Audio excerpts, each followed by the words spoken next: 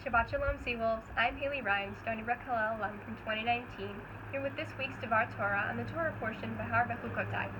In this week's Torah portion, God describes the laws regarding the cycle of the harvest and the ways we respect the land. For 6 years, we sow, we reap, we harvest, we benefit, but in the 7th year, we let the land rest. This 7th year, where we let the lands rest and be restored, is called the Shemitah, a radical release. We follow the cycle, and on the 50th year, we have ourselves a celebration, a jubilee.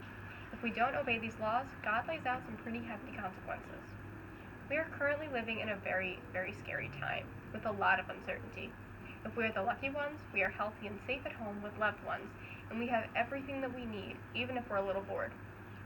If we are not so lucky, we are sacrificing our health and safety every day to go out and support ourselves and our families. We put those closest to us directly at risk each time. We don't do it because we want to, we do it because we have to, and we respect those who do not have a choice. This week's Parsha is particularly timely, as it encourages us to be cognizant of how we can apply Shemitah to sustain our local and global communities.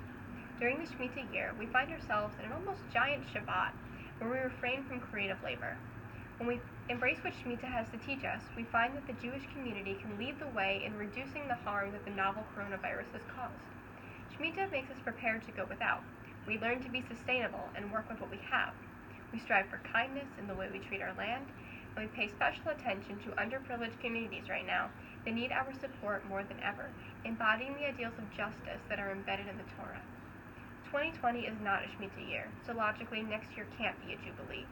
But there will be a Jubilee to come if we do our part to ensure that it will. One of the things that I love most about Judaism is the constant reminder of how intentional and communal it is. You cannot do Judaism alone. Even while isolated during this time of social distancing, embodying the principles of Shemitah keeps us together as we look toward a better future. We know what the consequences are for our actions. It's not about what we can't do now, it's about what we don't want to happen in the future. It's up to us to make sure that we have a Jubilee. Shabbat Shalom.